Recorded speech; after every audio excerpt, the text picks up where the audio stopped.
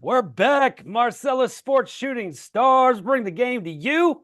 And we got one of our frequent flyers with us here today, Coach Gerry Yonchiuk from the Central York Panthers. Coach, how we doing today? Doing great. I'm sorry if they were looking for someone else's mug on here. They're stuck with me again, but just happy to be still standing. There you go. Well, I appreciate you changing up the goatee a little bit to keep it fresh. Yeah. The imposter.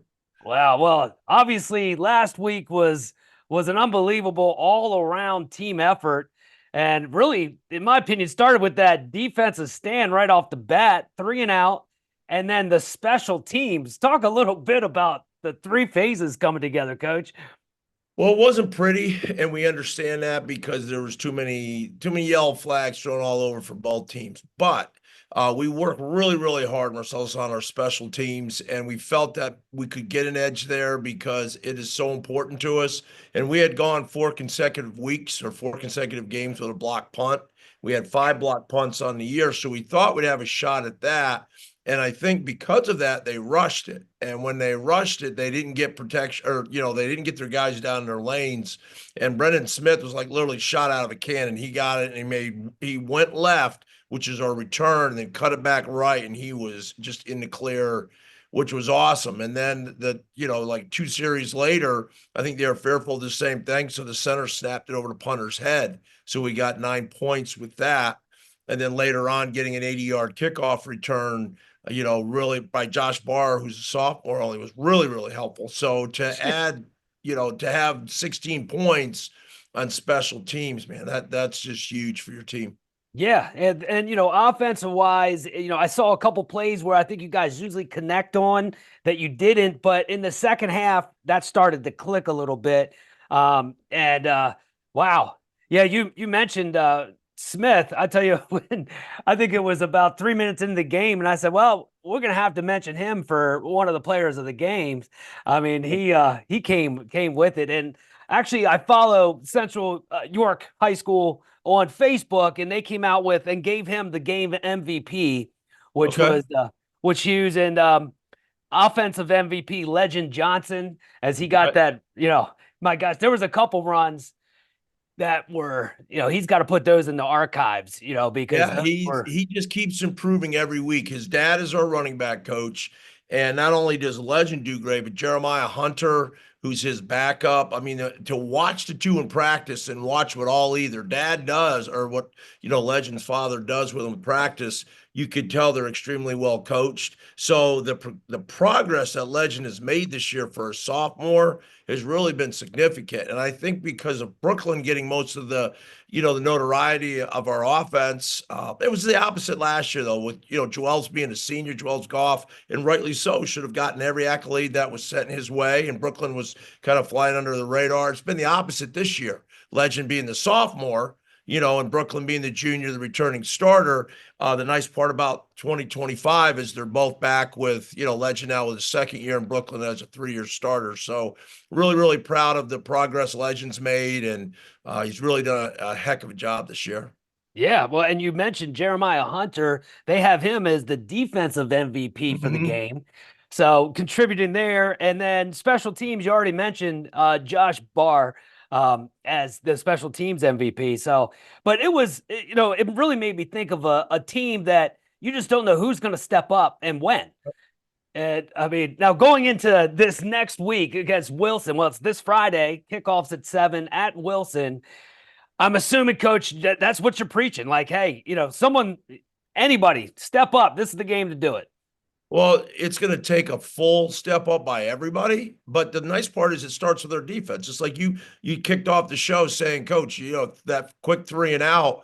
And again, I think teams don't really realize the speed of us on defense. And I'm not saying we have the greatest defense in the world, but we're solid and we run the ball really quickly. And so we can overcome maybe deficiencies that, some teams may have on defense, but it truly is our strength. So that set the table for us, the 3-and-out, and then we get the punt return. So This week, we'll rely on the defense again. It seems like sometimes you have to just get in the sync, get in the rhythm before your offense can really take off. And we were misfiring offensively. We had a couple snaps that went on wire. Our center, I didn't realize he had his hand wrapped, and that's what affected him. Took the hand wrap off, and he was absolutely fine. But when you're not clicking, but being able to rely on the D was just tremendous. We'll do the same this week. That'll be the game plan going in. I told you last week, the architect, Mike Cesarano, he holds that magic wand, man. He gets it done, and our guys, they believe in him. Yeah, well, typically, Coach, over 30 years of experience, you go in with a little bit of an upper hand in that department, but not this week, Coach. Going No. against, I interviewed Coach Doug Doms earlier, and I had a double check. I said, "Hey, it's saying online that you started with the program in 1976. Is that correct?" He's like, "Yeah." And he's been head coach for 19 years there, but Right. talk about being loyal to the Wilson Bulldogs. So, but he said a lot of good things about you, and you guys have a good, did some 7-on-7, I guess, and have a good working relationship. He mentioned how you guys have 6'4" wide receivers and their DBs are 5'10". He said that's going to be one of the areas to kind of look at. I think, it's interesting because I've been good friends with Doug for a long time, ever from the time when Jim Contafio was the head coach there and Doug was his defensive coordinator. And now Chad Henne, who obviously, that name Yeah. is just tremendous. I think the only 4-year starter ever at the University of Michigan at quarterback. But so Chad does the quarterback stuff with Jim Contafio, and the three of us really run that in the winter. So, I Oh, spent a great deal of time, and I know the majority of their staff. So really, really respect what they do. And Doug, I always tease him. I said, who's going to do this longer? I said, I know you got the upper hand on me. I said, you can't go forever, can you? So, but he's good with gamemanship too. Like he knows what to say when you're been in it 50 some years, like he has, you're not going to pull any over his eyes. I mean, and he yeah. does a great job. He's a great person, number one. Yeah, and I said, Coach, what it's like to have one of your players come back with 2 Super Bowl trophies. And he's like, we have a good staff, and No, I was like, yeah. well, They have that's, like 25 guys. Seriously. Like if you see the line at the end, you'll be like, is that the team? Is that the old team coming back? The alumni? I mean, it goes on and on and on and on. I think there's literally a coach for every position. So if you're a DN, you got 1 or 2 coaches. You're a defensive tackle, you got 1 or 2 coaches. They have an inside linebacker coach, outside linebacker coach. It's pretty unique, but that's what works for them, and I believe they've never had a losing season in the history of the right. program. So, and they're young. So they will be the class of District 3 next year from like the onset, like they should be, because they have 3 tremendous sophomores. Running back is a junior. They really only start, I believe, 5 seniors on both sides of the ball, which is kind of unusual for them. So Doug is sitting there on he's got a dream team coming up. I mean, but every team for them is pretty much a dream team. But the point is, they will be locked and loaded for next year for 2025. Besides what they're doing now, and they're peaking at the right time because they have a tendency to not necessarily start off slow, but the growth and improvement that program makes from the beginning of the season every year. I think it speaks volumes of the experience on the staff because it's not just once. It's not like this is a first time. They do this almost every year. We played them, a perfect example, when Bo was a senior, we beat Exeter 42-35, I think it was. Okay. The next week, Exeter beat them 42-14. Okay. They come back and they beat us 14-11, first round of the playoffs. So it tells you how much they improved, and they, really, really good football teams with great programs can do that. So I'd rather be peaking just like the basketball tournament at the end of the year than Yeah. coming out that way. I think we have improved a great deal all season as well, but hats off, man, to Doug and the staff because they've really done a great job. Yeah, for sure. And I mean, the fact that they went head to head with Manheim Township and came away with the W there speaks kind of volumes to what you said. And our stat guy, Carter Scappa, watched the interview I did with him, with Coach Doug today, and hit me up and said he went back and it looks like 7-4 was his worst season. So Yeah. I mean, you don't say anymore. I mean, yeah. that's just they'll probably never have a losing season there.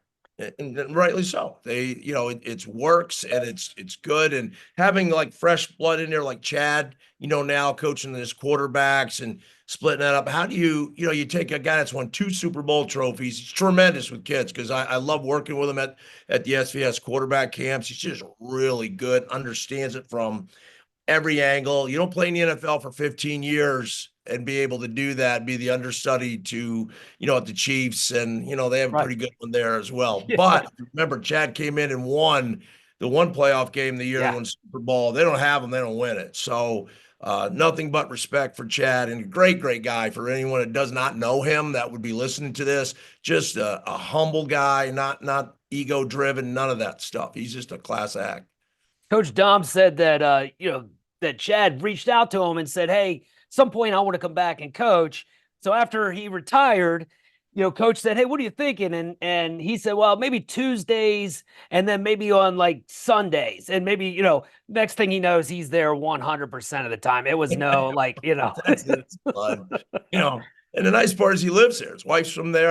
I believe they're high school sweethearts. So, Nice. that was a really cool thing. They wanted to live in the West Lawn area, and just what a huge, I wish he didn't live there. I wish he moved to Kansas City or something just Right. because he's so good. But, it's fun to work with him in the off season, and I'll look forward to seeing all those guys Friday night. Yeah, it's definitely going down, and it's not that far. We're encouraging everybody to get on out there, show your orange and black pride, your Panther pride. This Friday, kickoff is 7. It's, if you're not familiar with where it's located, it's kind of close to Reading, just less than an hour away. So come on out.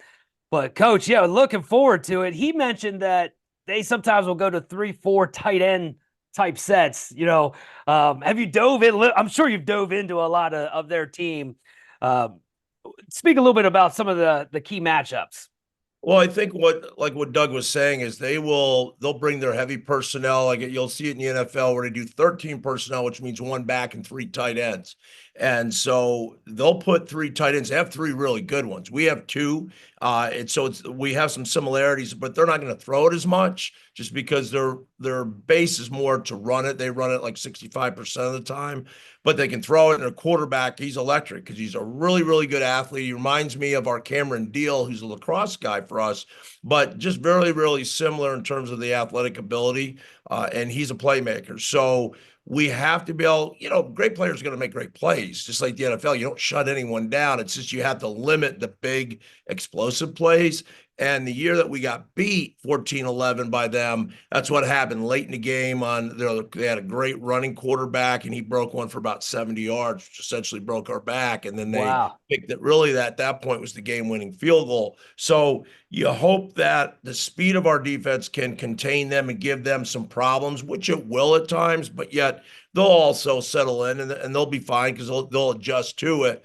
But that has been our strength of our team all year. So we have to rely on that team speed and be prepared because they have the most formations of any team we played this year. Not even close. And that's a credit to their veteran staff. They're able to do things that I think they work on probably year round. I mean, it's not like they go 365 days, but their guys know this coming up that versus in a particular opponent, they may want to be in 3 tight ends and 2 backs, and then the next week they may want to be spread out. Still keep the tight ends in, but not use them for the same resource. Like they don't want to have them blocking. They want to spread you out and throw the ball and have running lanes to run. So it's how well you prepare. And that's the biggest challenge for us this week. So we're not misaligned ever, just getting lined up as fast as we can because they're also no huddle like us.